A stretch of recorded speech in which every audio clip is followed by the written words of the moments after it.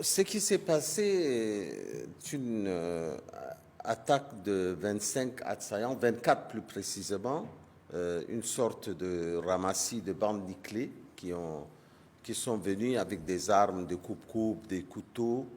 Ils sont venus à bord d'un véhicule qu'on appelle communément Dina. Ils étaient 25 personnes, un ou deux véhicules, l'enquête va le confirmer. Et le véhicule a semblé être en panne devant la présidence. Et comme le véhicule a semblé être en panne dans la présidence, ils sont descendus de façon violente et ils ont poignardé les 4 gardes qui étaient présents. Ils ont tué un et blessé grièvement 2 et un autre est blessé, mais sa vie n'est pas en danger. Ensuite, ils ont pu pénétrer à une courte distance à l'intérieur de la présidence. Et un des gardes a commencé à tirer et ça a réveillé la vigilance des autres gardes postés tout autour et ils ont été très facilement maîtrisés. Alors, le premier constat qu'on a fait, le procureur de la République donnera des explications plus précises dans les heures qui suivent.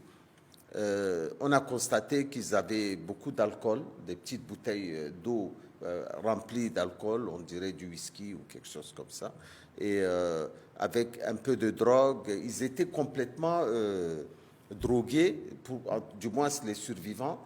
Il y a eu 18 morts de leur côté et 6 surveillants qui sont entre les mains des forces de la justice. Et il semble que ça soit quelque chose d'assez incompréhensible. S'agit-il d'un acte terroriste? Probablement pas. Probablement pas.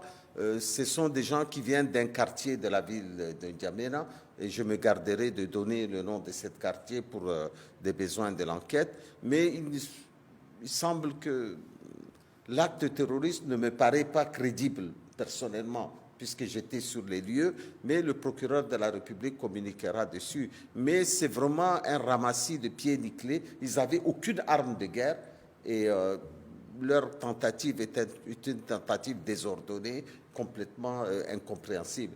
Et je crois que les images circulent déjà sur les réseaux sociaux. Nous nous sommes gardés de les faire diffuser avant que le procureur de la République ne le fasse. Il y a eu beaucoup de spéculation autour, mais je tiens à rassurer l'ensemble des Tchadiens. Le dispositif militaire, d'ailleurs, autour de la présidence a été levé en grande partie. Il n'y a qu'un dispositif de sécurité très simple qui est là. Nous avons, de notre côté, perdu une personne, 2 personnes grièvement blessées qui sont à l'hôpital. Le gouvernement joue la transparence la plus totale dans cette affaire. Il n'y a aucune menace. Mais j'ai déjà fait une intervention sur les réseaux sociaux en direct de la présidence et je crois que ça a permis de rassurer beaucoup de personnes. Monsieur le ministre, est-ce qu'on peut savoir leur motivation? Alors, franchement, je n'en vois pas de sérieux. Moi, j'ai vu beaucoup de gris-gris sur eux. Probablement, on leur a dit que les armes à feu n'ont aucun effet sur eux. Manifestement, ce n'est pas le cas. Et franchement, je ne m'hasarderai pas à donner une opinion puisque ça relève de la procédure judiciaire et je me garderai. Je vais simplement jouer mon rôle de porte-parole du gouvernement qui consiste à être transparent avec mes concitoyens. Et le président de la République, le maréchal Mamadi Idriss Déby, a tenu à ce qu'on vienne donner et rassurer sa population, rassurer son peuple que c'est une attaque qui est complètement désespérée.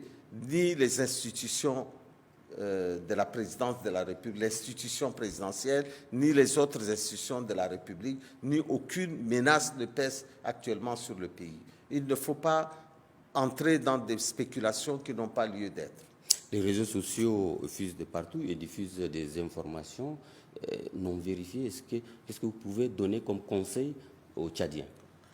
Bon, d'abord, c'est quelque chose, s'il n'y a pas de mort, ça prêterait à sourire, tellement l'acte est désespéré. Mais quand même, il y a beaucoup de jeunes qui sont morts dans cette tentative. Ce sont, à première vue, des Tchadiens qui parlent l'arabe, qui sont des gens bien identifiés, qui viennent, je crois, d'un quartier du sud de la ville de N'Djamena. mais je n'en dirai pas plus. Mais tout ce que je peux dire à mes compatriotes, c'est de vaquer largement à leurs occupations.